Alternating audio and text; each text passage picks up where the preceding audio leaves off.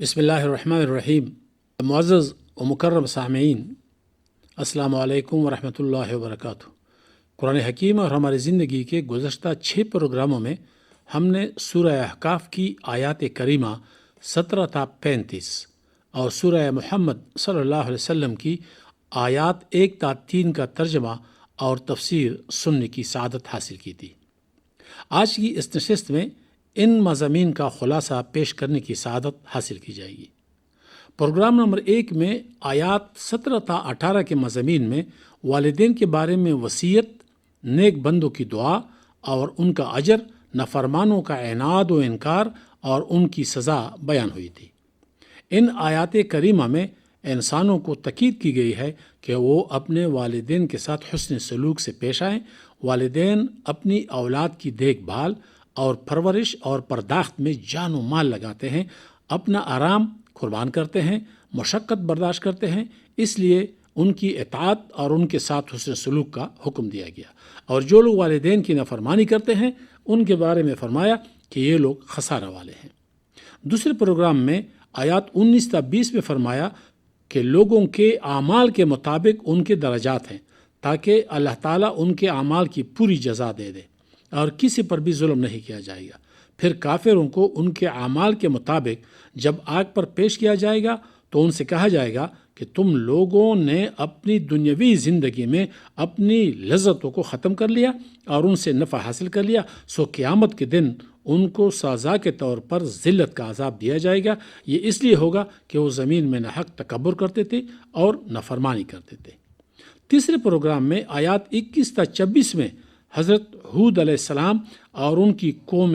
عاد کا ذکر کیا گیا ہے کہ ہود علیہ السلام نے اپنی قوم کو احقاف میں ڈرایا لیکن وہ باز نہ آئے، اور ہود علیہ السلام جب بھی توحید اور اللہ کی عبادت کی دعوت دیتے تھے وہ جواب میں کہتے تھے کہ جس عذاب سے آپ ہمیں ڈرا رہے ہیں وہ ہم پہ لے آ، اور آخر ان پر 7 دن اور 8 راتوں تک ایسی ہوا چلی کہ ان کو کھوکھلے کھجوروں کے تنوں کی مانند کر دیا اور ان کے صرف گر ہی رہ گئے۔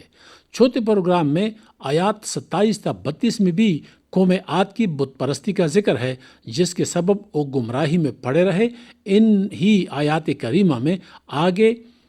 نبی اکرم صلی اللہ علیہ وسلم کا جنات کے ساتھ سامنا ہونے کا ذکر ہے کہ جنات کی ایک جماعت کو اللہ تعالیٰ نے نبی اکرم صلی اللہ علیہ وسلم کی طرف پھیر دیا، اور انہوں نے جب قرآن مجید کی آیات کو سنا تو کہنے لگے کہ ہم نے ایسی کتاب سنی ہے جو موسیٰ کے بعد نازل کی گئی ہے اور ان کتابوں کی تصدیق کرنے والی ہے جو اس سے پہلے آئی تھی۔ 5 پروگرام میں آیات 33 تا 35 میں آسمانوں اور زمین کی تخلیق کا بیان ہے کہ اللہ تعالیٰ اتنے وسیع کائنات کی تخلیق سے ذرا بھی تکا نہیں، اس لیے وہ اس پر قادر ہے کہ مردوں کو زندہ کرے، کیونکہ اللہ تعالیٰ بے شک ہر چیز پر قادر ہے۔ قیامت کے دن جب کافر لوگ آگ پر پیش کی جائیں گے تو وہ رب کی قسم کھا کر کہیں گے کہ دنیا میں انبیاء علیہ السلام کے ذریعے جو کچھ ہمیں بتایا گیا یہ ضرور امر واقعی ہے۔ اس وقت ان سے کہا جائے گا کہ اب چکھ لو عذاب اس سبب سے کہ تم ان چیزوں کا انکار کرتے تھے۔ آخری آیت کریمہ میں آپ صلی اللہ علیہ وسلم کو کفار کی نافرمانیوں پر اولو العزم انبیاء کے ذکر کے ساتھ صبر کرنے کی تلقین کی گئی ہے۔ چھٹے اور آخری پروگرام میں سورہ محمد